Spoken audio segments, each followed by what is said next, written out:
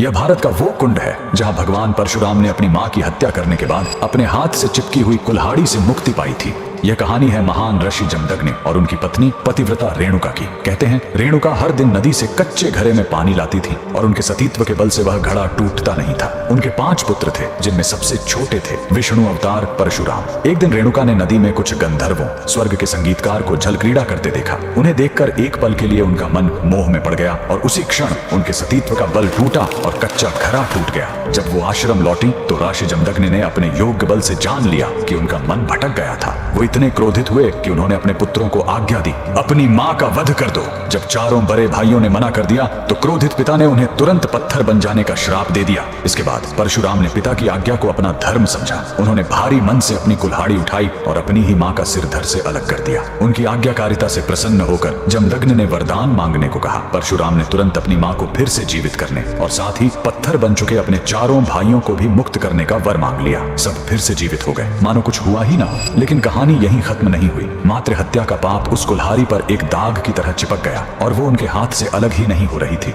उस पाप से मुक्ति पाने के लिए वह दर दर भटकते रहे, लेकिन कोई भी तीर्थ उस कुल्हाड़ी को छुड़ा नहीं सका। अंत में वह पहुंचे पूर्वी हिमालय की लोहित नदी के किनारे और जैसे ही उन्होंने इस कुंड के जल को छुआ, चमत्कार हुआ। कुल्हाड़ी अपने आप उनके हाथ से छूट गई। यही पवित्र स्थान आज अरुणाचल प्रदेश में परशुराम कुंड के नाम से जाना जाता है। आज भी हर साल मकर संक्रांति पर हजारों श्रद्धालु यहाँ इस विश्वास के साथ डुबकी लगाने आते हैं कि यह कुंड उनके सारे पापों को धो डालता है, ठीक वैसे ही जैसे इसने स्वयं भगवान परशुराम को पाप मुक्त किया था। भगवान परशुराम को दिल से मानने वाले सभी भक्त कमेंट्स में जय परशुराम जरूर लिखें।